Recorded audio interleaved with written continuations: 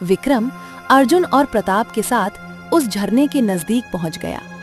मगर जैसे ही वो झरने के नजदीक पहुंचा, अचानक अर्जुन ने विक्रम को तेज धक्का दे दिया। विक्रम झरने के नीचे गिर पड़ा। विक्रम को गिरता हुआ देख अर्जुन मुस्कुराता हुआ प्रताप से बोला। शक्तिगण राज्य के एक छोटे से गांव में विक्रम, अर्जुन और प्रताप नाम के 3 गहरे दोस्त रहा करते थे। वे तीनों बेहद गरीब थे और एक ही घर में रहते थे। वे तीनों सुबह काम ढूंढने के लिए निकल जाते और शाम तक जो भी जितना भी कमा कर लाते, तीनों आपस में मिल बैठकर खाते। एक दिन विक्रम उदास बैठा हुआ था कि तभी उसके दोनों मित्र अर्जुन और प्रताप उसके पास आकर खड़े हो गए। क्या बात है विक्रम, तुम इतने उदास क्यों हो? क्या हो गया भाई, बताओ। अब तुम्हें क्या बताऊं अर्जुन, अरे तुम तो जानते ही हो कि मैं पिछले 3 दिन से लगातार काम ही तो ढूंढ रहा हूं, मगर है कि मुझे कुछ काम मिल ही नहीं रहा। अरे तुम और प्रताप जितना कमा कर लाते हो ना, उसी से मेरा गुजारा चल रहा है। अरे मुझे तो अब मुझे शर्म आने लगी है तुम दोनों के साथ भोजन करने में भी। अरे अरे अरे, ये कैसी बातें कर रहे हो विक्रम? तुम हमारे मित्र हो। हाँ, अरे प्रताप सही कह रहा है विक्रम। देखो, हम जानते हैं कि तुम भी हम दोनों की तरह मेहनती हो, और ये बात और है कि तुम्हें 3 दिन से कोई काम नहीं मिल रहा। अरे हम दोनों जितना भी कमा कर लाते हैं, उसमें तुम्हारा भी बराबर का अधिकार है, क्योंकि हम तीनों मित्र हैं भाई। क्यों, ठीक है ना? देखो, अपना मन छोटा मत करो। मुझे विश्वास है कि आज तुम्हें कोई न कोई काम मिल ही जाएगा। क्यों प्रताप, है ना? चलो हम लोग जाते हैं और शाम को मिलते हैं, बढ़िया बैठकर खाएंगे। इतना बोलकर अर्जुन और प्रताप अपने अपने काम से निकल गए और विक्रम भी उदास होता हुआ काम की तलाश में निकल गया। वो कुछ ही दूर चला था कि तभी उसकी पड़ोस में रहने वाली शांत ताई उससे बोली। अरे विक्रम, क्या बात है, तुम इतने उदास क्यों हो? विक्रम सारी घटना शांत ताई को बताते हुए बोला। पिछले 3 दिनों से मेरी कुछ भी कमाई नहीं हुई है शांताई। मेरे दोनों मित्र शाम तक कड़ी मेहनत करते हैं और बड़ी मुश्किल से भोजन का इंतजाम करते हैं। उसमें से वो भोजन मुझे भी खिलाते हैं। शांताई, मुझे डर है कि कहीं उनको ऐसा ना लग रहा हो कि मैं जानबूझकर काम नहीं कर रहा हूं। बैठे हुए खाने को मिल रहा है तो क्यों ही काम पर जाऊं, ऐसा उनको लग रहा होगा। मैं क्या बताऊं? ऐसा बिल्कुल नहीं है विक्रम, मैं तुम्हारे दोनों दोस्तों को जानती हूँ। अरे तुम तीनों की मित्रता तो सारे गांव में प्रसिद्ध है। शांत ताई की बात सुनकर विक्रम काम ढूंढने के लिए आगे की ओर बढ़ गया। वो कुछ ही दूर चला था कि तभी रास्ते में उसे गांव का मुखिया मिल गया। अरे अरे अरे अरे, कहाँ जा रहे हो विक्रम? मैं तो तुम्हारे पास ही आ रहा था। क्या हुआ मुखिया? भाई तुम तो जानते हो ना कि मेरा पत्थर की खानों का कारोबार है और मुझे एक मजदूर की जरूरत है। अच्छा हुआ भाई कि तुम मिल गए। मैं कुछ दिनों के लिए गांव से बाहर जा रहा हूं।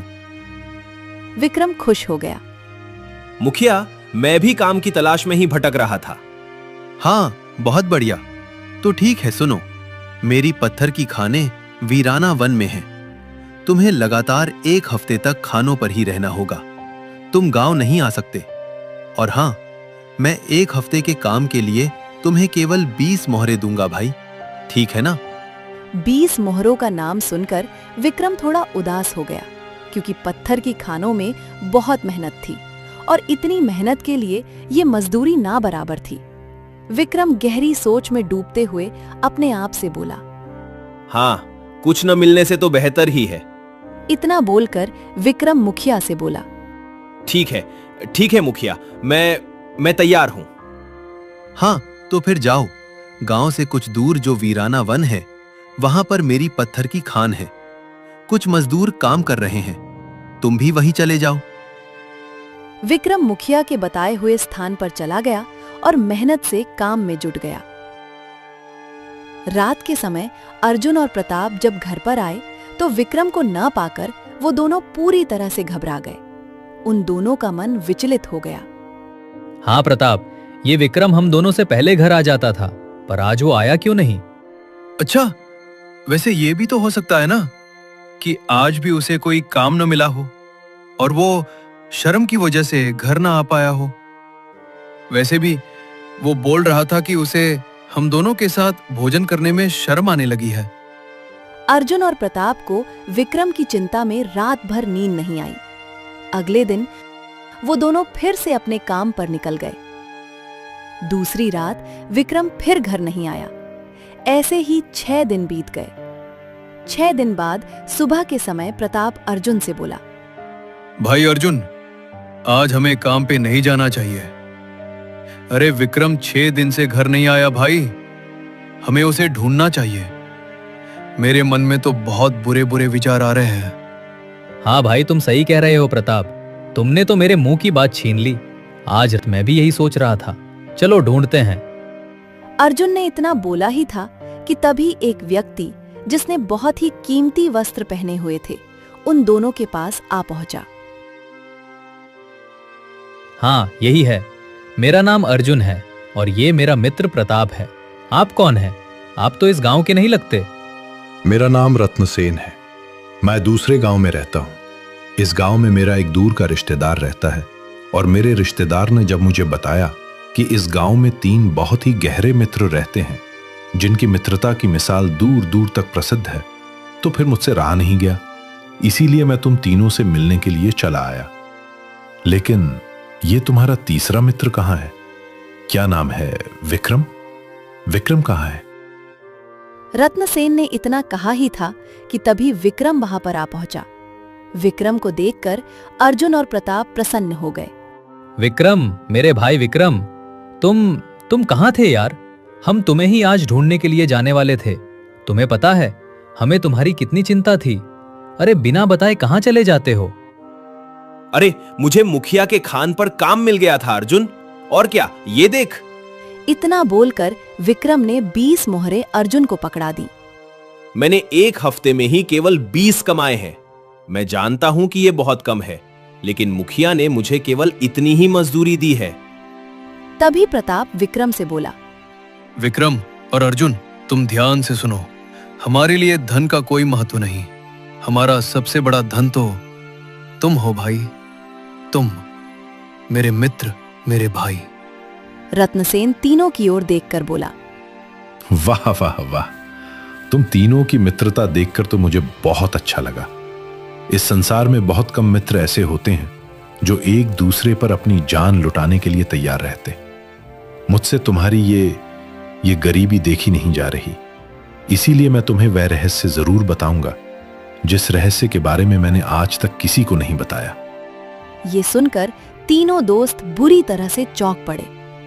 पहले मैं इतना धनवान नहीं था, बल्कि मैं तुम्हारी तरह बहुत निर्धन हुआ करता था, गरीब एकदम।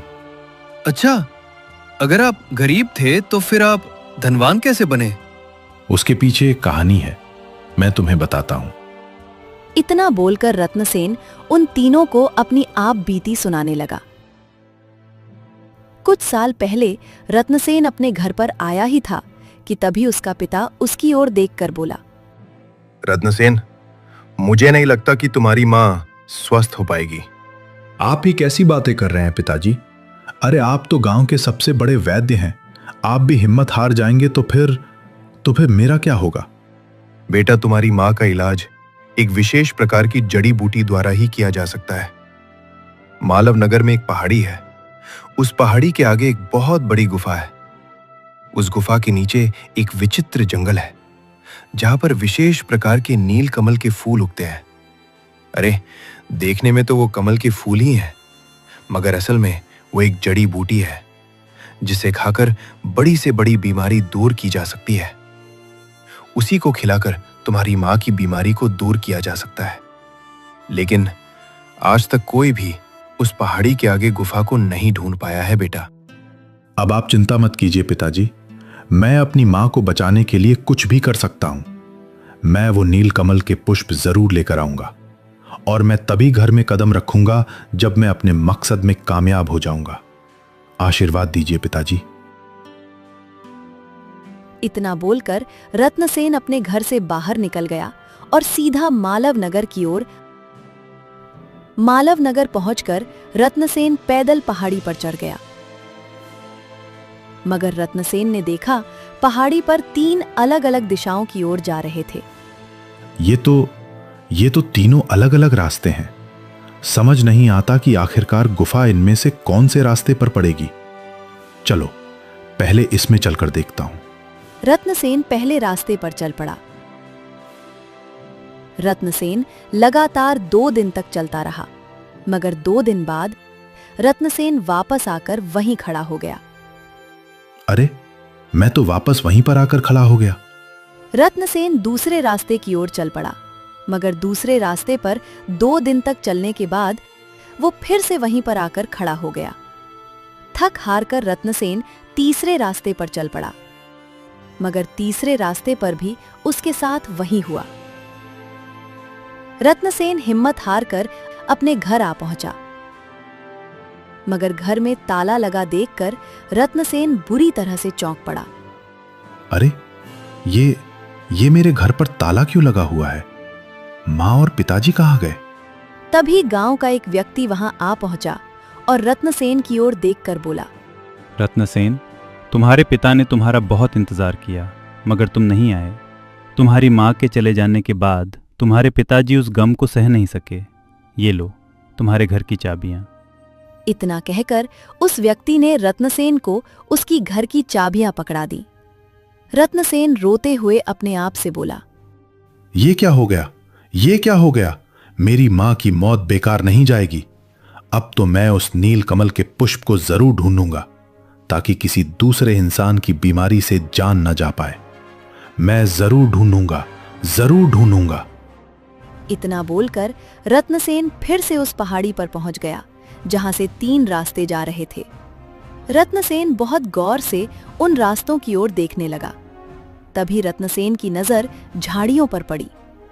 रत्नसेन ने देखा कि घनी झाड़ियों से होते हुए एक रास्ता चौथी दिशा की ओर जा रहा था। अरे, इस पर मेरी नजर पहले क्यों नहीं गई? हो सकता है गुफा तक जाने वाला रास्ता यही हो। रत्नसेन उस रास्ते की ओर चल पड़ा। कुछ देर में रत्नसेन एक गुफा के ऊपर खड़ा हुआ था। रत्नसेन ने देखा कि गुफा के नीचे चट्टानें पड़ी हुई थीं और वहां पर नीले रंग के कमल के पुष्प उगे हुए थे और कमल के फूल के आसपास ढेर सारी चांदी की मुद्राएं और हीरों का ढेर लगा हुआ था। इतना बोलकर रत्नसेन चुप हो गया। फिर क्या हुआ? फिर मैंने कुछ कमल के पुष्प तोड़ लिए और वहां से ढेर सारी चांदी की मुद्राएं उठाकर अपने गांव आ गया और धनवान बन गया। अब मैं लोगों का इलाज मुफ्त में करता हूं और जब भी मुझे धन की आवश्यकता होती है मैं वहीं चला जाता हूं। इतना बोलकर रत्नसेन चुप हो गया। रत्नसेन तीनों की ओर देखकर बोला, तो तुम तीनों अभी के अभी मालव नगर की ओर चले जाओ। मालव नगर से कुछ दूर ही वह पहाड़ी है और ध्यान रखना, उस पहाड़ी के 3 रास्तों पर तुम्हें नहीं जाना है। वो 3 रास्ते केवल भ्रम में डालने के लिए हैं, जो एक तरह से भूल भुलैया है। तुम्हें उस चौथे रास्ते को ढूंढना होगा जो कि झाड़ियों में छुपा हुआ है और खजाने तक वह रास्ता झाड़ियों के रास्ते से होते हुए ही जाता है। ठीक है ना? ये लो। इतना बोलकर रत्नसेन ने कुछ चांदी की मुद्राएं अर्जुन के हाथ में थमा दी। यहां से मालव नगर बहुत दूर है। तुम तीनों के लिए ये चांदी की मुद्राएं यात्रा में बहुत काम आएंगी। ठीक है, चलो मैं जाता हूं। इतना बोलकर रत्नसेन वहां से चला गया। वाह, ये व्यक्ति तो बहुत ही भला निकला। आज के जमाने में भला कौन इतनी मदद करता है और ऐसी चीजें बताता है। बहुत भला व्यक्ति था। मगर विक्रम नहीं जानता था कि रत्नसेन की बात को अर्जुन और प्रताप बड़े ही गौर से सुन रहे थे। इतने ढेर सारे खजाने के बारे में सुनकर अर्जुन के दिमाग ने काम करना बंद कर दिया था। वो गहरी सोच में गुम था। तभी प्रताप अर्जुन से बोला, क्या सोच रहे हो? कुछ नहीं प्रताप, हमें अभी के अभी वहां चलना चाहिए। वैसे भी हम तीनों ने गरीबों की जिंदगी बहुत झेली। अब आ गया है अपनी किस्मत बदलने का समय। चलो। वो तीनों उसी समय खजाने की खोज में मालव नगर की ओर चल दिए। कुछ दिन तक चलते रहने के बाद वो तीनों मालव नगर में स्थित उस पहाड़ी के ऊपर चढ़ रहे थे। वो पहाड़ी जंगल से घिरी हुई थी। वहां का प्राकृतिक सौंदर्य देखने के काबिल था। विक्रम बहुत ज्यादा थक चुका था। वो अपने दोनों दोस्तों की ओर देखकर बोला, अरे भाई, मेरे तो चलते चलते अब पांव जवाब दे गए। अरे रे दोस्तों, देखो भाई, मैं कुछ देर आराम करना चाहता हूं। क्यों ना हम तीनों एक वृक्ष के नीचे बैठकर कुछ देर के लिए आराम कर ले। क्यों भाई? हाँ हाँ विक्रम, क्यों नहीं। अगर तुम थक गए हो तो लेटकर आराम कर लो। हम दोनों को बहुत तेज प्यास लगी है। हम दोनों जब तक यहाँ कोई आसपास झरना ढूंढ कर आते हैं, है ना? अर्जुन की बात सुनकर विक्रम एक घने वृक्ष के नीचे लेट गया। देखते ही देखते उसे नींद आ गई। अर्जुन विक्रम को बहुत गौर से देखता हुआ प्रताप से बोला, प्रताप, मेरे दिमाग में कुछ चल रहा है। क्या सोच रहे हो? देखो, रत्नसेन ने बताया कि वहां पर बहुत सारा खजाना है। क्यों ना हम वो सारा खजाना एक साथ उठा लें, ताकि हमारे आने वाली 7 नस्लों को गरीबी का मुंह ही ना देखना पड़े। क्यों, क्या कहते हो? बात तो तुम सही कह रहे हो। अरे मेरी बात अभी खत्म नहीं हुई प्रताप। मैं और कुछ भी सोच रहा हूं। बड़े कुल बुलाहट है मेरे दिमाग में। कहो तो बताऊं? हाँ हाँ, बताओ, तुम्हारे मन में क्या चल रहा है, बोलो। उस खजाने के हम 3 दावेदार। खजाना हम तीनों में बराबर बट जाएगा। अगर हम विक्रम को अपने रास्ते से हटा दें तो खजाने के केवल 2 ही दावेदार हो जाएंगे, एक मैं और एक तुम। बोलो भाई, क्या बोलते हो? क्या?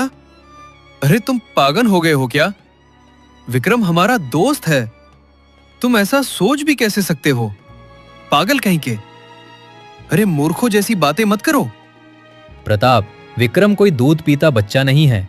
मत भूलो, वो न जाने कितने समय से हम दोनों को मूर्ख बनाकर मुफ्त में भोजन खा रहा है। सच ये है कि वो कोई काम धंधा नहीं करता, और जो भी काम धंधा करता है हमें कुछ मोहरे देकर टरका देता है। वरना तुम खुद ही बताओ, मुखिया इतनी मेहनत के इतने कम दाम क्यों देगा भला? मुझे विश्वास है कि मुखिया ने इसे 20 मोहरे दी होंगी, और वो अपनी पूंजी पहले से ही जमा कर रहा है। अरे वो हमको बेवकूफ बना रहा है। बेवकूफ, तुम्हें दिख नहीं रहा है क्या? अर्जुन की बात सुनकर प्रताप गहरी सोच में डूबता हुआ बोला, हाँ, बात तो तुम बिल्कुल पते की कह रहे हो, लेकिन इसको हम रास्ते से हटाए कैसे? अरे बहुत आसान है। हम सही मौका देखकर विक्रम को धक्का दे देंगे। हो गई दुर्घटना, और क्या। अर्जुन की बात सुनकर प्रताप के होठों पर मक्कारी की मुस्कुराहट आ गई। कुछ देर बाद विक्रम उठकर बैठ गया।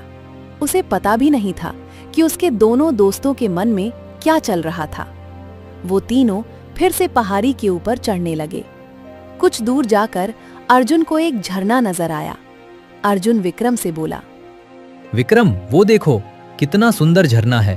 हा, चलो ना, वहां जाकर कुछ देर प्राकृतिक सौंदर्य देखने का आनंद लेते हैं। चलो चलो। हाँ, बात तो तुम सही कहते हो दोस्तों। चलो चलते हैं। विक्रम अर्जुन और प्रताप के साथ उस झरने के नजदीक पहुंच गया। मगर जैसे ही वो झरने के नजदीक पहुंचा, अचानक अर्जुन ने विक्रम को तेज धक्का दे दिया। विक्रम झरने के नीचे गिर पड़ा। विक्रम को गिरता हुआ देख अर्जुन मुस्कुराता हुआ प्रताप से बोला, हमारे रास्ते का कांटा हट गया। अब खजाना हम दोनों का होगा। चलो, हमें देर नहीं करना चाहिए, जल्दी चल। इधर विक्रम झरने से गिरता हुआ एक नदी तक आ पहुंचा।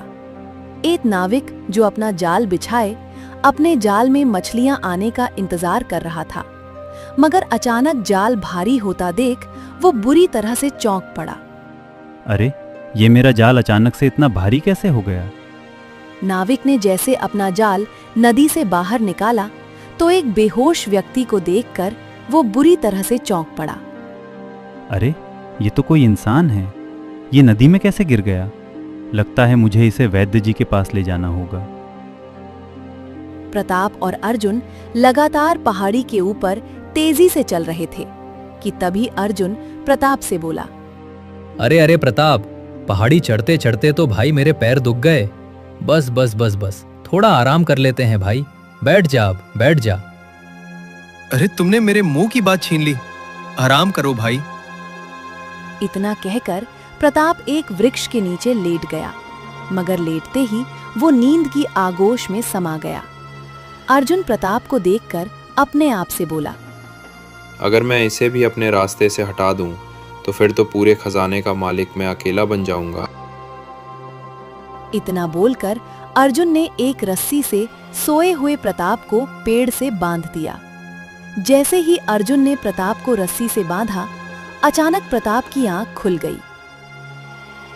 ये क्या कर रहे हो अर्जुन? वही जो मुझे करना चाहिए।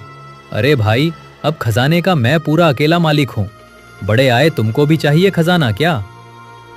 अरे मेरी मति मारी गई थी जो मैं तुम्हारी बातों में आ गया, और ये भी नहीं सोच सका कि तुम अपने एक मित्र को जान से मारने की सोच सकते हो, तो फिर दूसरे मित्र को क्यों नहीं मार सकते? अरे मैं कहाँ फंस गया? बड़े आए, कहाँ फंस गया? ज्यादा दूध के धुले हुए मत बनो। अरे कपट तो तुम्हारे मन में भी था। अगर तुम्हारे मन में कपट नहीं होता तो तुम मेरी बात मानने के लिए कभी तैयार होते क्या? नहीं होते ना, कपटी कहीं के। इतना बोलकर अर्जुन आगे की ओर बढ़ गया। एक साधु जो कि वहां से गुजर रहा था, प्रताप को बंधा हुआ देखकर वो बुरी तरह से चौंक पड़ा। साधु तुरंत प्रताप के पास आकर बैठ गया। प्रताप ने देखा कि साधु के चेहरे पर बड़े बड़े फफोले थे। इस रस्सी को खोल दो साधु महाराज, और कृपा करके मुझे आजाद कर दीजिए। देखो, मुझे एक विचित्र रोग है जो छूने से फैलता है। अगर मैं तुम्हें स्पर्श करूंगा तो मुझे डर है कि मेरा रोग तुम्हें न लग जाए। साधु महाराज, आप उसकी चिंता मत कीजिए, बस मुझे खोल दीजिए। साधु ने उस रस्सी से प्रताप को खोल दिया। रस्सी खोलते ही प्रताप साधु को धक्का देते हुए बोला, अरे चल हट यहाँ से, वरना तेरी बीमारी मुझे भी लग जाएगी। दूर चल, बड़ा आया। इतना बोलकर प्रताप तेजी से ऊपर की ओर दौड़ने लगा। इधर अर्जुन झाड़ियों वाले रास्ते पहुंचा ही था कि तभी अर्जुन के कानों में किसी बूढ़ी औरत के कराने की आवाज टकराई। ये तो किसी के कराने की आवाज है। अर्जुन इधर उधर देखने लगा। अर्जुन ने देखा कि एक बूढ़ी औरत झाड़ियों पर बैठी हुई थी।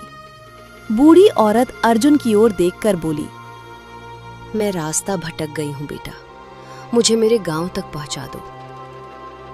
अरे तेरा दिमाग तो ठीक है बुढ़िया, मेरे पास कोई और काम धंधा नहीं है क्या जो मैं तुझे रास्ते तक पहुंचा दूं? चल हट, अपना काम कर, बढ़िया रास्ते तक पहुंचा दो और हट। इतना बोलकर अर्जुन आगे की ओर बढ़ गया। कुछ ही देर में अर्जुन गुफा के ऊपर पहुंच गया।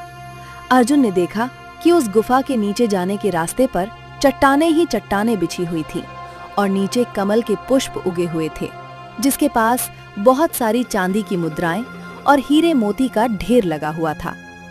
हाँ, क्या बात है, क्या बात है। मैं तो धनवान हो गया, मैं तो धनवान हो गया। अब मुझे गुफा से नीचे उतरने के लिए मेहनत भी नहीं करने पड़ेगी। इन चट्टानों से होता हुआ मैं आसानी से नीचे पहुंच जाऊंगा।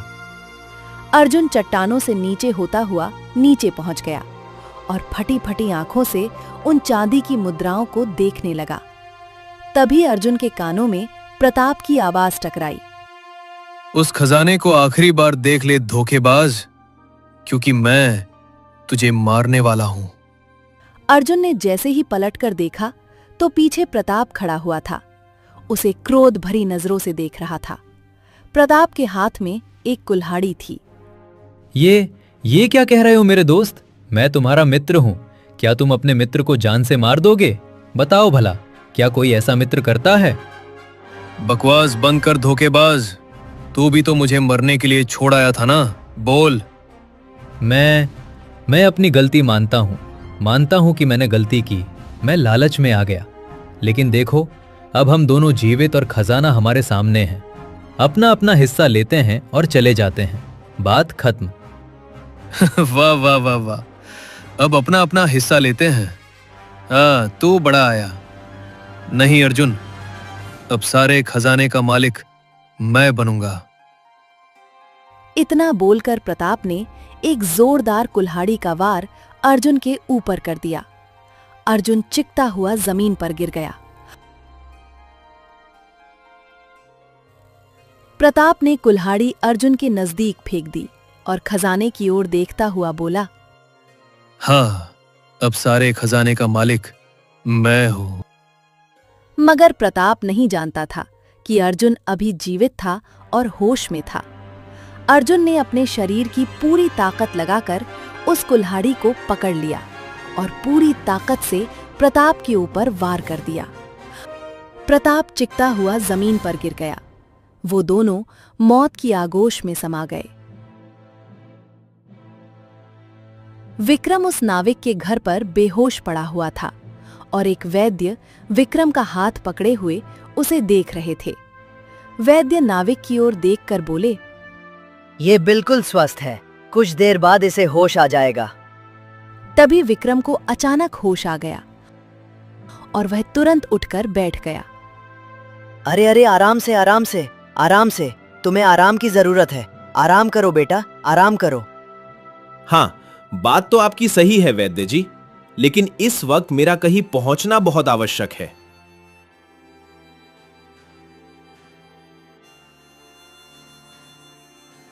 अरे, आप तो बहुत बीमार नजर आ रहे हैं।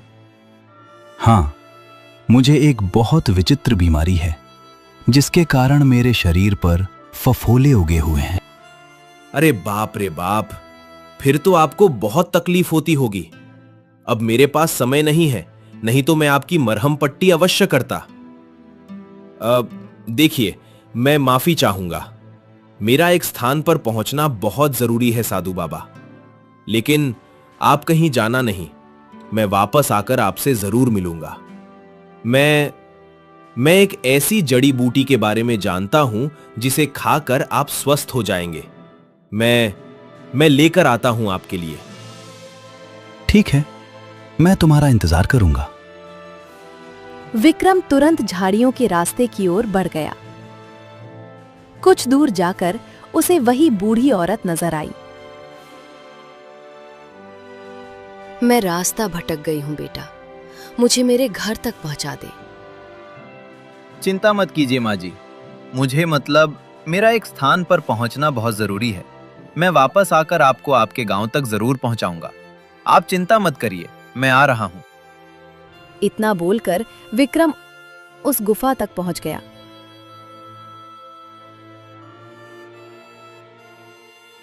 तुम इसी खजाने की खोज में यहां तक आए थे? विक्रम ने जैसे ही देखा तो वही बूढ़ी औरत रहस्यमय अंदाज में उसे देखकर मुस्कुरा रही थी।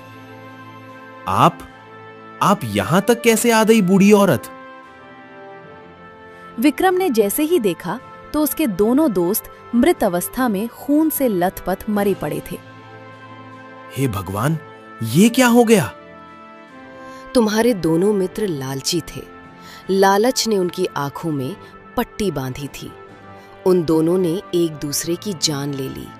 और तुम्हें भी तो यही खजाना चाहिए।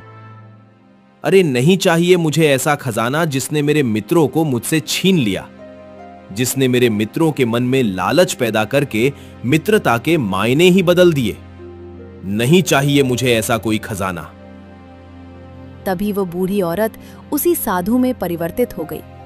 अचानक वह साधु रत्नसेन में परिवर्तित हो गया। ये देखकर विक्रम बुरी तरह से आश्चर्य में पड़ गया। अब तुम तो रत्नसेन हो। ये क्या रहस्य है? मेरे मित्र, मैंने तुम्हें आधा सच बताया था, आधा सच नहीं बताया था। क्या मतलब?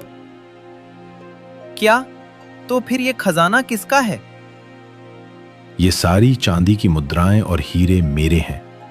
उस कमल के पुष्प को लेकर मैं अपने गांव चला आया। उसी समय मालव नगर राज्य के महाराज की पुत्री बीमार हो गई। मैं कमल के पुष्प को लेकर महाराज के पास पहुंच गया और महाराज की पुत्री सही हो गई। महाराज ने मुझे उपहार में ढेर सारी चांदी की मुद्राएं भेंट कर दी और मैंने एक व्यापार शुरू किया और देखते ही देखते मैं बहुत बड़ा व्यापारी बन गया। मुझे एक ईमानदार व्यक्ति की तलाश थी जब मैंने तुम तीनों मित्रों के बारे में सुना तो मैं तुम तीनों के पास आया, लेकिन तुम तीनों की ईमानदारी की परीक्षा लेना बहुत आवश्यक था। इसीलिए पहले से मैंने यहां पर इतनी सारी ढेर सारी चांदी की मुद्राएं और हीरे फेंक दिए। बस इतनी सी बात है। अच्छा, तो फिर तुम बूढ़ी औरत और उस साधु में कैसे परिवर्तित हो गए? वो उस विचित्र पुष्प की एक खासियत और भी थी विक्रम, कि उस पुष्प को जो भी स्वस्थ आदमी खाता है तो वह अपनी पसंद के 2 रूप धारण कर सकता है, लेकिन केवल जीवन में एक बार। और यह सब मैंने तुम तीनों मित्रों की परीक्षा लेने के लिए किया, जिसमें से तुम पास हो गए। ज्यादा सोचो मत, तुम्हारे दोनों मित्र अपने लालच को रोक नहीं पाए।